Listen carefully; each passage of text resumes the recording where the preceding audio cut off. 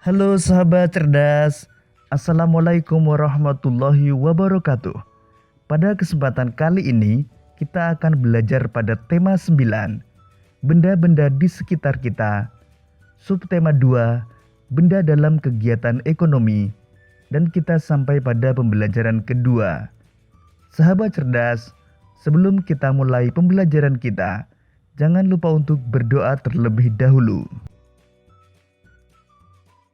Minggu pagi, Siti membantu ibu membersihkan rumah. Siti membersihkan debu yang ada pada barang-barang dalam ruang keluarga dengan hati-hati. Siti membersihkan ruang tamu dibantu adik. Banyak barang dalam ruang keluarga Siti. Ada meja, kursi, televisi, radio, dan komputer. Televisi, radio, dan komputer sengaja ayah Siti taruh di ruang keluarga. Tujuannya agar semua anggota keluarga bisa berkumpul dalam satu ruangan meskipun berbeda-beda aktivitas. Saat keluarga Siti membersihkan rumah, mereka kadang-kadang sambil mendengarkan lagu-lagu dari radio. Di ruang keluarga, Siti sering ditemani ayah mencari informasi dari internet melalui komputer. Sementara itu, adik didampingi ibu duduk di kursi nonton televisi. Keluarga Siti hidup rukun. Kerukunan keluarga Siti juga tampak saat bekerja sama membersihkan rumah. Sahabat cerdas, di ruang keluarga Siti ada beberapa alat elektronik. Siti membersihkannya dengan hati-hati.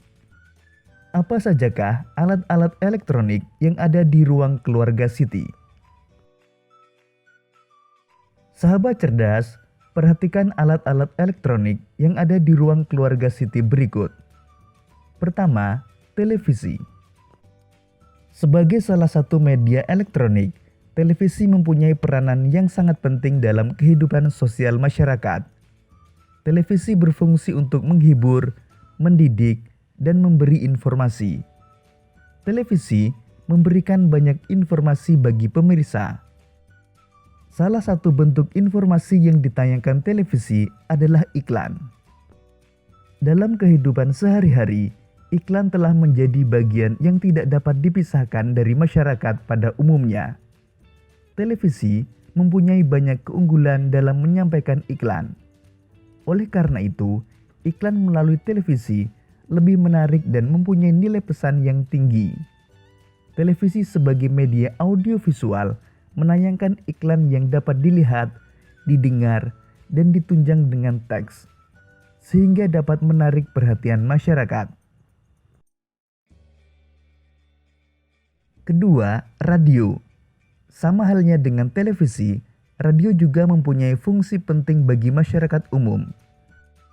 Fungsi radio yaitu sebagai sarana penerangan, pendidikan, hiburan, dan sarana propaganda. Bukti bahwa radio mempunyai fungsi sebagai sarana propaganda terlihat dengan banyaknya pemasangan iklan yang memilih siaran radio sebagai sarana pemasangan iklannya. Iklan radio berupa kombinasi dari bunyi dan kata-kata atau voice dan efek suara atau sound effect. Iklan radio hanya dapat didengar, tidak dapat dilihat seperti iklan televisi. Oleh karena itu, radio dikenal sebagai media audio. Ketiga, komputer. Seperti televisi dan radio, komputer juga sebagai media elektronik. Komputer adalah suatu alat elektronik yang mampu melakukan beberapa tugas.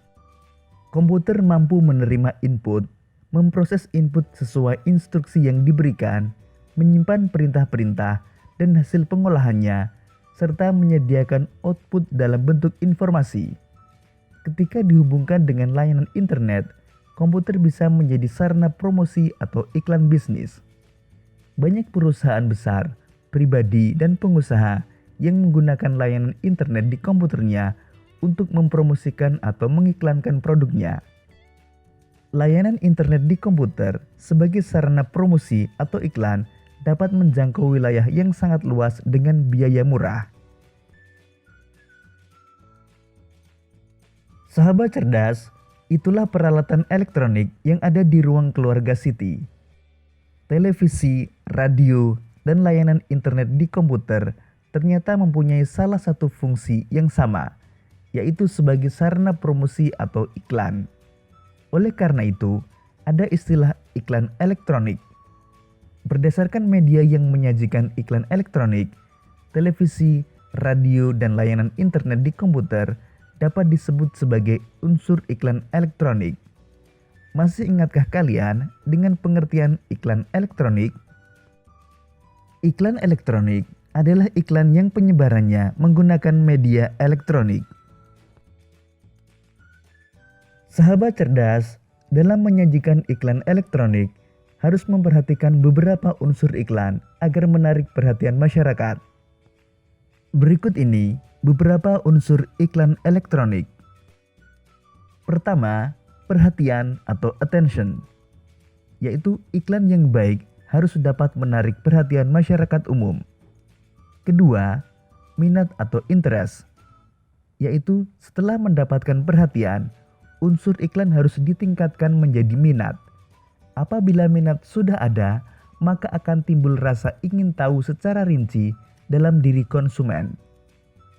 Ketiga, keinginan atau desire, yaitu iklan hendaknya mencakup cara untuk menggerakkan keinginan konsumen. Unsur yang keempat adalah rasa percaya atau conviction, yaitu untuk mendapat rasa percaya dalam diri konsumen, sebuah iklan harus ditunjang berbagai kegiatan peragaan. Kegiatan peragaan diantaranya seperti pembuktian atau sebuah kata-kata. Unsur yang kelima adalah tindakan atau action, yaitu tindakan merupakan tujuan akhir dari produsen untuk menarik konsumen agar membeli atau menggunakan produk dan jasanya. Sahabat cerdas, berikut ini perbedaan unsur iklan elektronik yang terdapat pada radio, televisi, dan internet.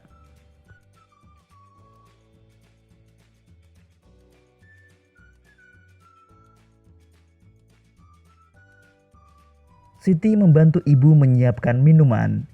Ibu menyiapkan hidangan kecilnya. Ibu ingin membuat bakwan. Adonan bakwan sudah ibu siapkan sebelum memulai bekerja bakti membersihkan rumah. Jadi ibu tinggal menggorengnya. Coba kamu perhatikan adonan bakwan yang dibuat Ibu Siti. Adonan bakwan yang terdiri atas tepung terigu dan sayuran tidak tercampur secara merata. Materi dalam adonan, sifat dan bentuknya masih kelihatan. Berdasarkan ciri adonan tersebut, dapat kamu ketahui bahwa adonan bakwan yang siap digoreng Ibu Siti merupakan zat campuran heterogen. Berikut ini beberapa minuman yang disiapkan Siti untuk keluarganya. Pertama, air putih dingin. Air dalam gelas pada gambar hanya terdiri atas satu zat, yaitu air mineral. Air dalam gelas tersebut tidak berubah rasa dan tidak berubah bentuk. Oleh karena itu, air putih dalam gelas tersebut merupakan zat tunggal. Kedua, segelas es teh. Segelas es teh yang dibuat Siti merupakan zat campuran heterogen. Contoh campuran heterogen adalah teh dengan air. Selain itu, ada perasan jeruk nipis dan es. Ketiga, segelas kopi. Segelas kopi yang dibuat Siti pada gambar merupakan perpaduan tiga materi, yaitu air, gula putih, dan bubuk kopi. Perhatikan dasar gelas pada adonan kopi tersebut.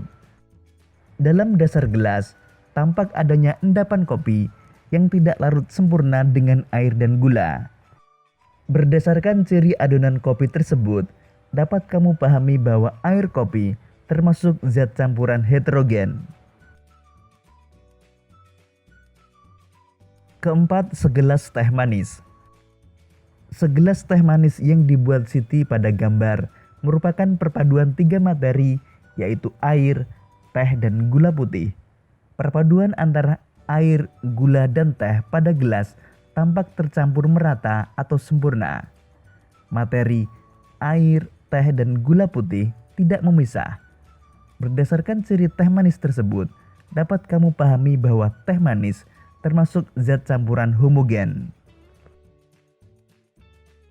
Sahabat cerdas, demikian tadi beberapa contoh campuran homogen dan campuran heterogen.